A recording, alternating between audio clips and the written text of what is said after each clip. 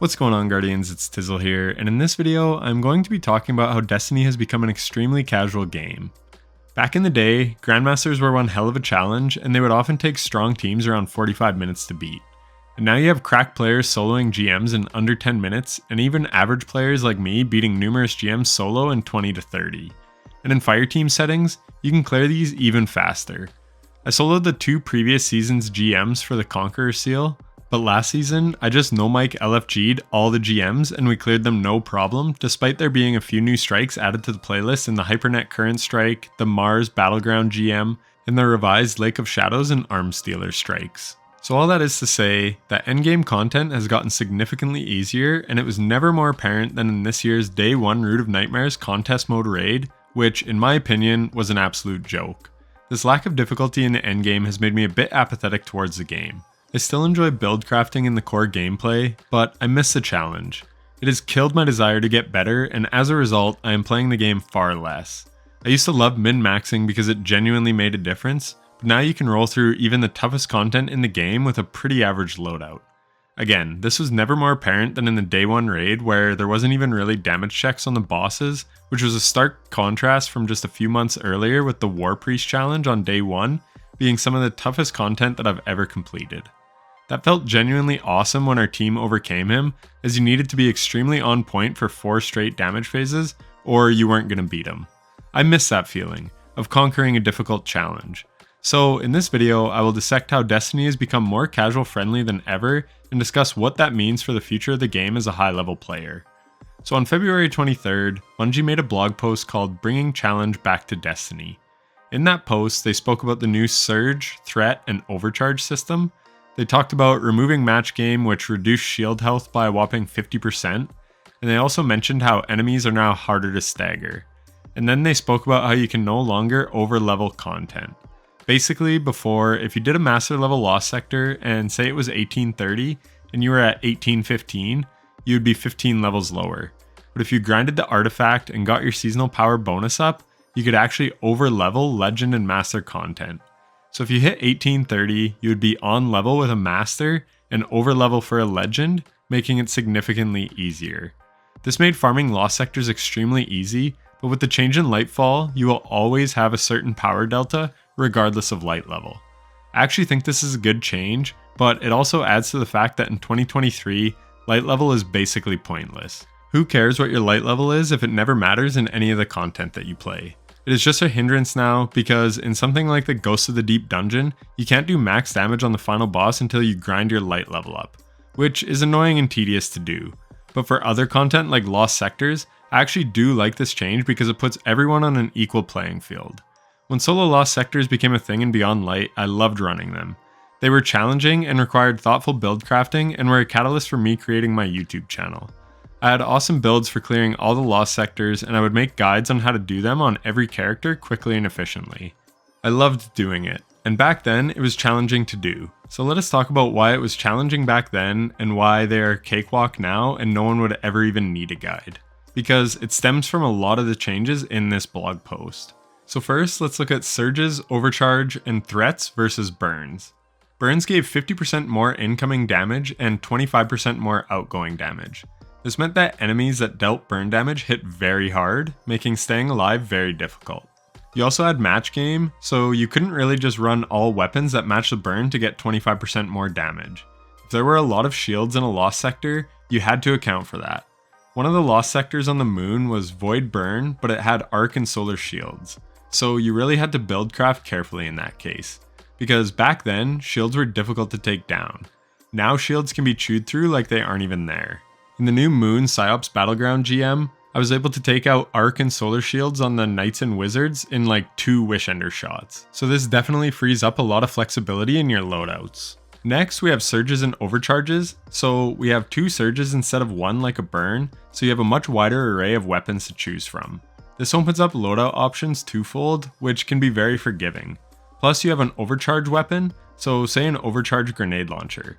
So you can run any GL and it too will get a 25% damage boost regardless of its element. And if your subclass matches a surge, it will also buff kinetic weapons by 25%. 25% is a substantial buff. and kinetics also do more damage at base, so they hit like a truck with this new system. So because of this increased build variety, you can just throw on the most OP build and still have success. Where in the past, you really wanted to match surges and tailor your build as much as possible. This basically means that the most OP stuff in the game can be good in any content. Before its nerf, it means that you could throw on OP Starfire Protocol for every lost sector if you wanted and just melt everything. And on Titan you could just use Solar Bonk Hammer, and on Hunter you could use Arc Assassin's Cowl. As well, threats only do 25% increased damage instead of 50, so survivability was made that much easier. So this new system makes content much easier because you don't have to tailor your build so much for the content that you're playing, because more things are allowed to work, because shields are easier to break, and because you have 2 surges instead of 1, plus overcharges. So next, and this is a huge one, is champions. Now, this is a double-edged sword because I do love the variety it opens up for build crafting, but again, when you have more things you can choose from, it means you can just run the strongest shit in the game and have success, as now there is no downside or trade-off. You aren't forced into meticulously crafting your build for the exact content that you're playing. So again, back in Beyond Light, you would maybe get one artifact mod that you could run a special weapon with. Unstoppable Shotgun was one of them, and it was awesome. Same with Anti-Barrier Sniper and Unstoppable GL. However, these often cost a lot of armor energy, often 7 energy on the gloves, so you had to take a hit on your build. Now your whole artifact is active all the time. This means you can keep an extremely OP build on because you don't have to sacrifice energy to slot artifact mods. I actually like this change, but again, it has made the game easier. I soloed GMs in the difficult days, and you really had to make some trade-offs when it came to your build. Now you can get the best of both worlds. You can run anti-champion mods, as well as things like fastball and impact induction. But again, I do like this change because it doesn't restrict your build so much. And speaking of builds and changes that I like that have made the game easier, the introduction of the 3.0 subclasses has also made the game much easier. With the old tree system, once again you had trade-offs, but now you have much more build flexibility. And there were some aspects that would only give 1 fragment slot, but Bungie recently changed these aspects to give 2 fragment slots. Again, I do think this is a great change, but one that has definitely made endgame content easier to beat. As has the whole mod system.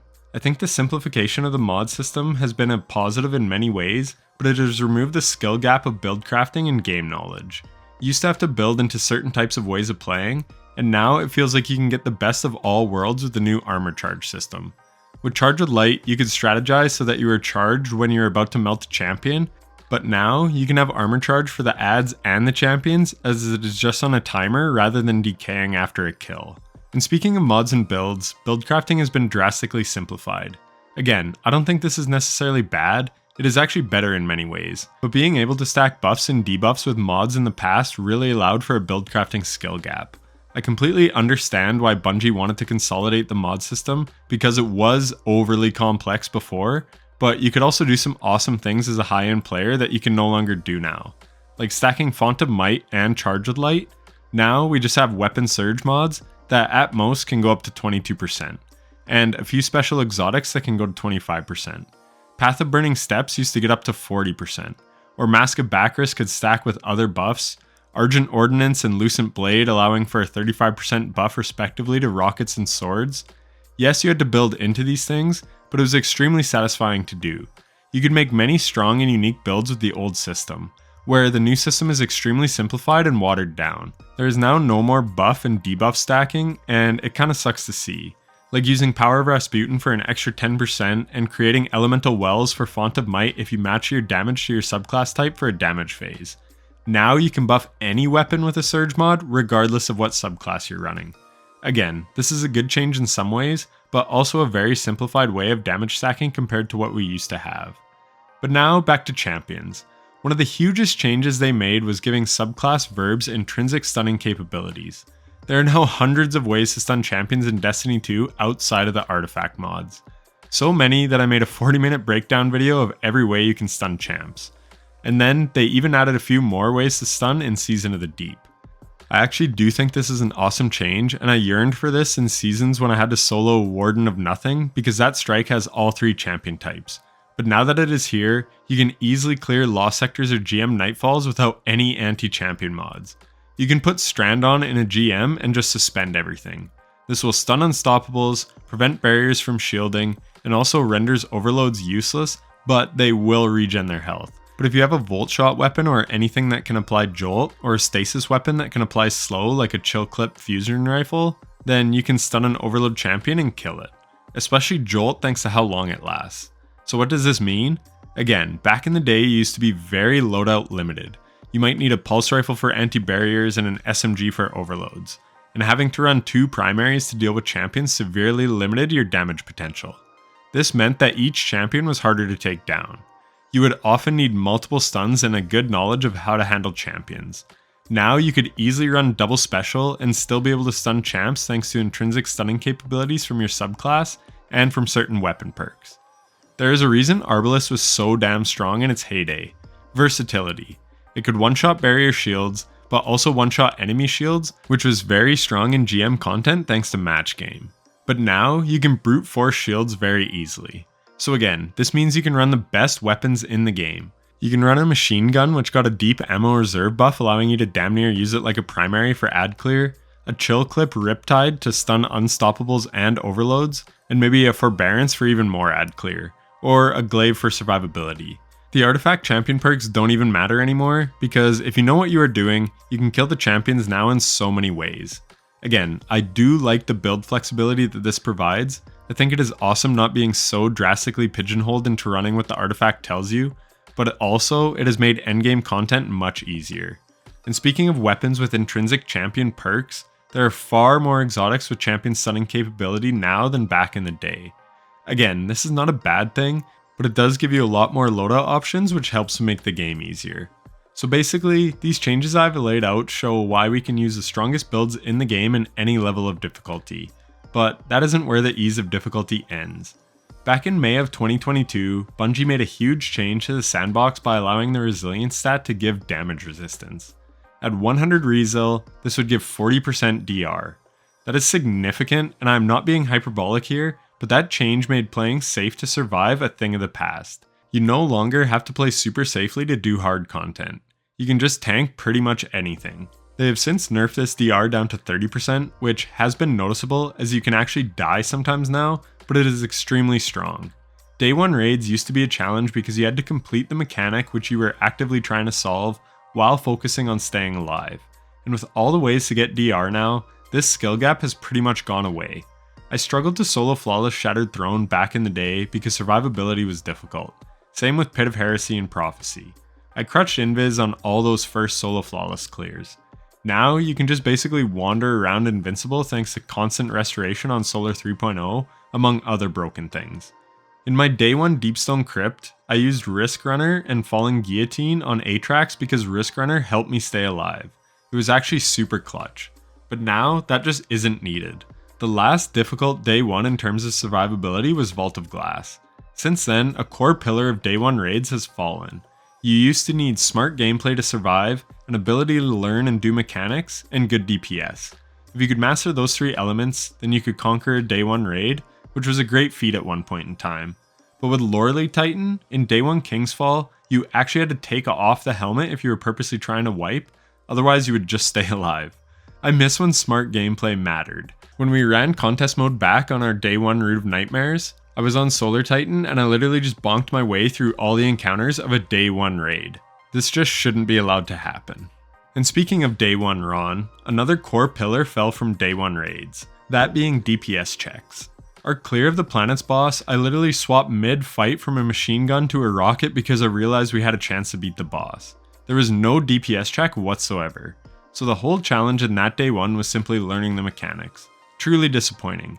And a big reason for that is thanks to the DR from 100 resilience. So again, to go back to Beyond Light days, the solo lost sectors were difficult thanks to limited damage resistance, so I enjoyed showing off my gameplay of how I was able to clear the lost sectors quickly while also not dying to enemies because believe it or not, enemies used to actually be a threat. So circling back to the Lightfall update where they were supposedly bringing difficulty back to the game, exactly 1 month later they released a TWAB saying they were nerfing champions and other enemy health by 10%. This was a nerf to all enemies other than bosses. So it wasn't significant, but it did make the game even easier. They also reduced the Fireteam scaler in the Avalon mission, which was actually very warranted I think, as the scaling was quite severe and felt horrible in a fire team.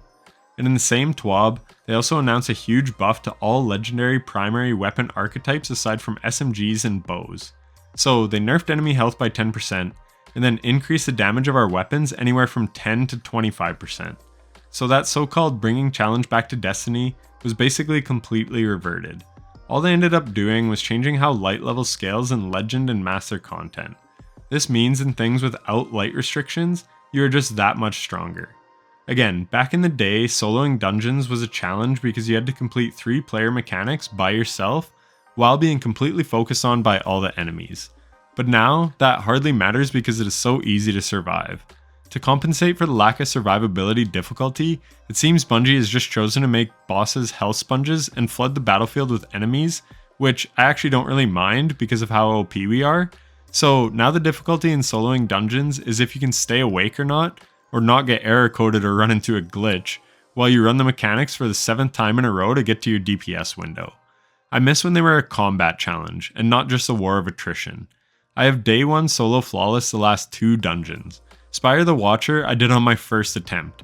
I was actually hoping to die because I wanted to test some strats, but wound up just beating it in 2 hours because I was using safe strats to get it clear, and then I just let the rest of the community figure out the DPS strats. Where with Ghost of the Deep, I practiced each boss for a couple hours beforehand so I didn't have to 7-phase both bosses because that is boring to watch. I miss dungeons like Prophecy where solo 1 phases are possible, but dying getting to DPS was also a very real possibility. Now it is just a matter of not dying to some BS or having a lapse in mental judgment because you are bored more than you are challenged. But again, Bungie has to make these bosses extremely tanky because we are so OP. People can now 2-phase both Ghost of the Deep bosses with high DPS strats, but average teams will take numerous phases because if you aren't taking advantage of the broken things in the game that the boss health is designed around, then you are going to lag behind severely. So back to the article of bringing the challenge back to Destiny, here's what the update actually did. They buffed patrol enemies on Neomuna to an annoying degree, to where you need a decent build to even be in patrol. This is not what players mean when they say they want a challenge. They don't want easy content made harder. That just makes the game less approachable to the casual audience, while the hardcores will still just roll through everything anyways. So it is a bad change because it pushes new players away because it is not approachable. What players do want is endgame difficulty to make a return. For me, the tipping point really was day 1 Root of Nightmares. It was so damn easy, and that was the 1 or 2 times a year when the hardcores actually had a reason for all their grinding, where the optimized builds and the god roll weapons actually made a difference in getting a clear or not. That is why we grind the loot all year, for those very few days where it can make a difference. Or back to the OG Grandmaster days. I don't miss being one-shot by a red bar Vandal sniper. I think that was a little too ridiculous. It isn't a fun challenge to be one-shot. That is just annoying bullshit. But the threat of dying is also fun. I think back to the day 1 Vault of Glass on the Gatekeeper encounter, I think that was a sweet spot. You had to deal with those goblins and the wyvern very quickly, otherwise you would definitely die. And that would pretty much be a wipe for the team. Or the Overload Minotaurs, you had to take them down fast. You needed a build that could melt them quickly or they would unstun and kill you. That was fun, needing to rely on efficient ad clear, otherwise the ads would overwhelm you and kill you. But we are too damn tanky now. I watched Time Lord, check him out on YouTube by the way, solo the Fallen Saber GM in under 14 minutes with Vesper of Radius. But at one point, he tanks an Exploder Shank explosion while in his Rift animation. Like, you should not survive that in a GM. No shade to him, it was a very fun run to watch, but that should not happen. There's almost no threat of death anymore, even in the hardest content the game has to offer. And that is a problem. However, if players don't run 100 resilience, or new players don't know about the DR, then a lot of the game's content will still feel very hard. And that is the problem. The game has grown so much that there is a very wide sandbox to try and balance. So what feels hard for some players is extremely easy for other players because they know all the ways to abuse the game to get the most out of everything. I don't know how you fix this problem. When GMs can be completed with an optimized team in 5 minutes and an LFG team with no mics in less than 12 minutes without optimization as I did in the Fallen Saber farm this season, then that is a problem. And some of you might say the new Moon Psyops Battleground is too hard, and while yes, it can be difficult, I think that is good. I LFG'd my clear and both my teammates were dead for the final 15 minutes and I had to clutch the GM. They just couldn't stay alive. But if you have an optimized team, then you can clear this GM in under 20 minutes. 12 minutes for the best teams. It just seems hard now because it is new and the community hasn't learned all the best strats yet. But I do think it is a step in the right direction. It's got very heavy ad density and you have to be aware of your surroundings. Though I don't love how ads never stop spawning in Battlegrounds. However, I do think you should need a good team optimization to efficiently clear GMs. Not like most other GMs where you don't need comms whatsoever and you can just casually farm pretty much with whatever loadout you want to run. Again, the hardcore players do not want difficulty on the bottom end of the game, where Bungie raises the floor of difficulty, making easy stuff harder than it should be. They want the difficulty ceiling raised, where the hardest content in the game, Grandmasters and Day 1 raids, are actually a challenge that only the best players can beat if they optimize perfectly and work together efficiently. And this isn't to gatekeep this content. I do not care how many people clear this stuff. Destiny 2 has been out for 6 years. We have a ton of amazing players who are cracked at the game, and we've all gotten very good at it. 100,000 people can clear a Day 1 raid for all I care. I just care that it is a challenge, that it feels meaningful and earned when you beat it. Beating Vault of Glass Challenge, Vow of the Disciple, and Kingsfall Challenge felt amazing because we overcame a difficult challenge, not because we got an emblem. Day 1 Root of Nightmares felt boring as fuck to me, and it has me not wanting to take time off work this year for the next Day 1, because what is the point? I know I am more than capable of beating it. I just want it to be a fun experience. I do want to say that I believe Bungie can accomplish this. I think the new deep dive activity actually feels quite fun, engaging and challenging without relying on champions or OP one-shotting mechanics. I also think soloing the Nord Avalon mission on Legend was a decent enough challenge, so I think it is a step in the right direction, and I hope they keep building on this solid foundation, and maybe we can get challenge back in the game because I miss that feeling of accomplishment. My hands were shaking when I first solo Flawless 0 Hour or soloed the Whisper of the Worm mission, or my first few dungeon solo flawlesses. It used to feel amazing and I miss that.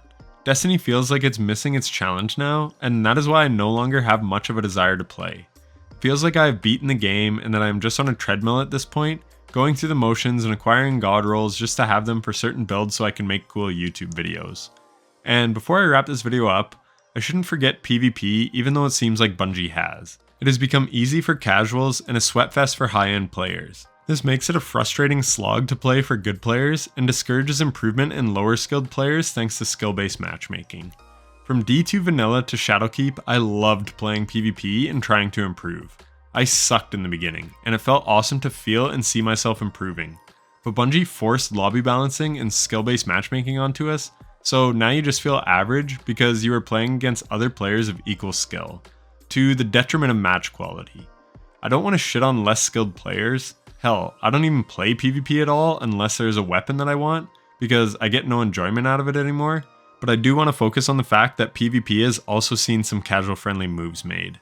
For better or worse, your first flawless of the week gives 2 losses on a mercy card. I like this because I only play trials for the loot, so it is nice to have more forgiveness, but this undoubtedly is a casual friendlier move. Not to mention the recent changes to the contenders pool and beginner pool or whatever they call it. Again, I'm not saying these changes are bad, I'm just pointing it out as another example of the casualification of Destiny. But a change that I do think sucks is the new competitive ladder. Skill-based matchmaking is whatever in casual lobbies, but it does not belong in comp. Comp has a ladder system for a reason. You should play the people at your rank.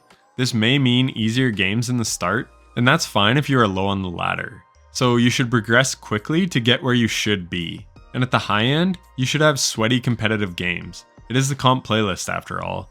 But it has skill-based matchmaking, and so all games are against equally skilled opponents or lobby balance to hell where you have 1 good player and 2 scrubs against 3 decent players. In the solo list, you are very much at the mercy of your teammates, and the reward structure is clearly designed to just keep you playing. Again, the best players should hit Ascendant quite quickly because that is where they belong. But Bungie severely throttles your progression in the name of player engagement metrics, forcing players to have to play way too many games. I called this before I even played this system, just when I was reading about it in the TWAB or the Crucible update or whatever, and they proved my predictions right. As a result, I just simply don't play comp now, because it means nothing other than you played a lot of comp. Where back in the day, we used to play for days, trying to rank up and get Luna's Howl and Not Forgotten. It was actually enjoyable, but now, not so much. And speaking of Lunas and Not Forgotten, I do miss pinnacle weapons as well. I do understand that Bungie doesn't want to create a rich get richer scenario, but it's just another example of how the game has definitely become more casual. And not to belabor the point, but they also removed dying to physics damage, which I definitely think is an awesome change, but once again, it has just made it a little bit easier and made solo flawlessing dungeons easier because you can't die to fall damage. Again, I do think this is great because I had a lot of BS deaths in the past, but it's just yet another example of how it is slightly easier now to solo dungeons without dying. Anyways, those are all the ways I have noticed that Bungie has made Destiny much easier and more casual. So that is it for the video. Sound off in the comments if you agree or disagree with me. I'm in Discords with a few really talented players, and I know many are feeling the same way as me towards the game and endgame difficulty. Chablo91 has talked about it a fair bit in his videos as well. The game definitely feels easy now, and I hope it isn't intended to, because Destiny is the best when there is a difficult carrot to chase. Anyways, if you made it this far, then you're an absolute legend, and I thank you so much for listening. Take care.